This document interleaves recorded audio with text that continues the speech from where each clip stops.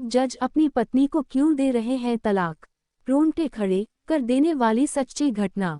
कल रात एक ऐसा वाकया हुआ जिसने मेरी जिंदगी के कई पहलुओं को छू लिया।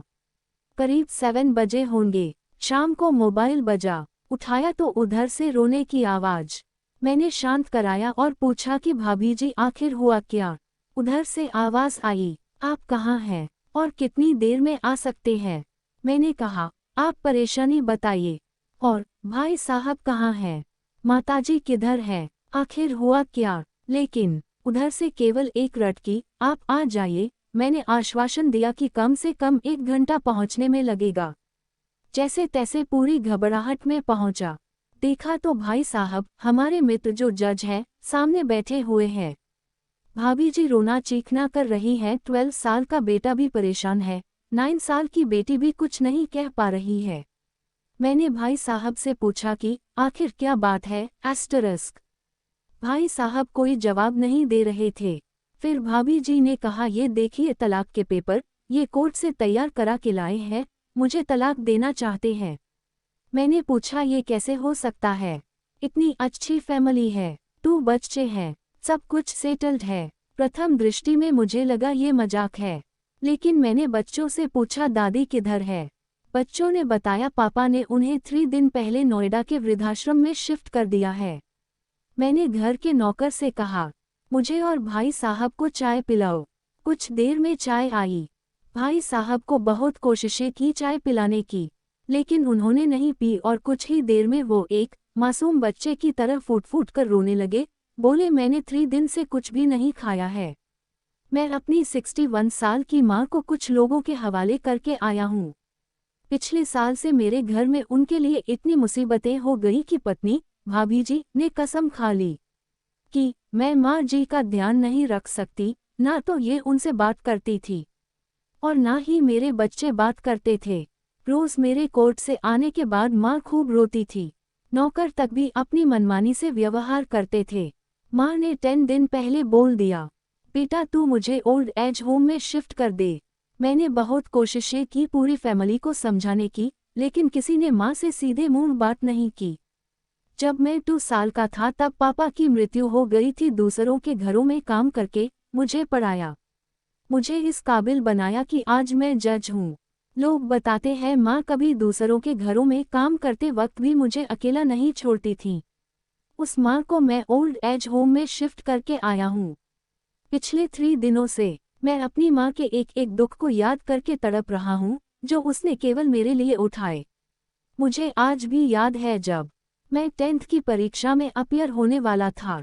माँ मेरे साथ रात रात भर बैठी रहती। एक बार माँ को बहुत फीवर हुआ, मैं तभी स्कूल से आया था।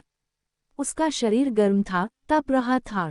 मैंने कहा, माँ तुझे फीवर है। हंसते हुए बोली, अभी खाना बना रही थी इसलिए गर्म है। लोगों से उधार मांगकर मुझे दिल्ली विश्वविद्यालय से LLB तक पढ़ाया। मुझे ट्यूशन तक नहीं पढ़ाने देती थी कि कहीं मेरा टाइम खराब ना हो जाए। कहते कहते रोने लगे और बोले, जब ऐसी माँ के हम नहीं हो सके तो हम अपने बीवी और बच्चों के क्या होंगे। हम जिनके शरीर के टुकड़े हैं, आज हम उनको ऐसे लोगों के हवाले कर आए जो उनकी आदत, उनकी बीमारी, उनके बारे में कुछ भी नहीं जानते। जब मैं ऐसी माँ के लिए कुछ नहीं कर सकता तो मैं किसी और के लिए भला क्या कर सकता हूँ। आज़ादी अगर इतनी प्यारी है और माँ इतनी बोझ लग रही है, तो मैं पूरी आज़ादी देना चाहता हूँ। जब मैं बिना बाप के पल गया तो ये बच्चे भी पल जाएंगे। इसीलिए मैं तलाक देना चाहता हूँ। सारी प्रॉपर्टी इन लोगों के हवाले करके उस ओल्ड एज होम में रहूँगा। कम से कम मैं माँ के साथ रह तो सकता हूँ। और अगर इतना सब कुछ करके माँ आश्रम में रहने के लिए मजबूर है, तो एक दिन मुझे भी आखिर जाना ही पड़ेगा। माँ के साथ रहते रहते आदत भी हो जाएगी। माँ की तरह तकलीफ तो नहीं होगी। जितना बोलते उससे भी ज्यादा रो रहे थे। बातें करते करते रात के 12:30 हो गए। मैंने भाभी जी के चेहरे को देखा। उनके भाव भी प्रायश्चित और ग्लानि से भरे हुए थे। मैंने ड्राइवर से कहा, अभी हम लोग नोएडा जाएंगे। भाभी जी और बच्चे हम सारे लोग नोएडा पहुंचे। बहुत ज्यादा रिक्वेस्ट करने पर गेट खुला। भाई साहब ने उस गेटकीपर के पैर पकड़ लिए। बोले, मेरी माँ है, मैं उसको लेने आया हूँ। चौकीदार ने कहा, क्या करते हो साहब? भाई साहब ने कहा, मैं जज हूँ। उस चौकीदार ने कहा, जहाँ सारे सबूत सामने हैं तब तो आप अपनी माँ के साथ न्याय नहीं कर पाए, औरों के साथ क्या न्याय करते होंगे साहब? इतना कहकर हम लोगों को वहीं रोककर वह अंदर चला गया। अंदर से एक महिला आई जो वार्डन थी।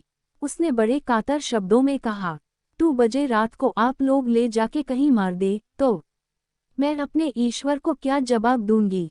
मैंने सिस्टर से कहा, आप विश्वास करिए, ये लोग बहुत बड़े पश्चाताप में जी रहे हैं। अंत में किसी तरह उनके कमरे में ले गईं। कमरे में जो दृश्य था उसको कहने की स्थिति में मैं नहीं हूँ। केवल एक फोटो जिसमें पूरी फैमिली है और वो भी माँ जी के बगल में, जैसे किसी बच्चे को सुला रखा है। मुझे देखी तो उनको लगा कि बात ना खुल जाए, लेकिन जब मैंने कहा हम लोग आपको लेने आए हैं तो पूरी फैमिली एक दूसरे को पकड़कर रोने लगी। आसपास के कमरों में और भी बुजुर्ग थे, सब लोग जागकर बाहर तक ही आ गए। उनकी भी आंखें नम थीं। कुछ समय के बाद चलने की तैयारी हुई। पूरे आश्रम के लोग बाहर तक आए। किसी तरह हम लोग आश्रम के लोगों को छोड़ पाए। सब लोग इस आशा से देख रहे थे कि शायद उनको भी कोई लेने आए। रास्ते भर बच्चे और भाभी जी तो शांत रहे, लेकिन भाई साहब और माताजी एक दूसरे की भावनाओं को अपने पुराने रिश्ते पर बिठा रहे थे। घर आते आते करीब 3:45 हो गया। भाभी जी भी अपनी खुशी की चाबी कहाँ है ये समझ गई थी। मैं भी चल दिया, लेकिन रास्ते भर वो सारी बातें और दृश्य घूमते रहे। माँ केवल माँ है, उसको मरने से पहले ना मारे।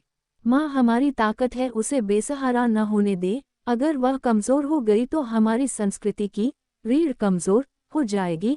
बिना रीढ़ का समाज कैसा होता है किसी से छुपा नहीं। अगर आपकी परिचित परिवार में ऐसी कोई समस्या हो तो उसको ये जरूर पढ़ाएं, बात को प्रभावी ढंग से समझाएं। कुछ भी करें लेकिन हमारी जननी को बेसहारा बेघर न होने दे। अगर माँ की आंख से आंसू गिर गए तो ये कर्ज कई जन्मों तक रहेगा। यकीन मानना सब होगा तुम्हारे पास पर सुकून नहीं होगा। सुकून सिर्फ माँ के आंचल में होता है, उस आंचल को बिखरने मत देना। इस मार्मिक दास्तान को खुद भी पढ़िए और अपने बच्चों को भी पढ़ाइए ताकि पश्चाताप न करना पड़े। Folded hands location flag.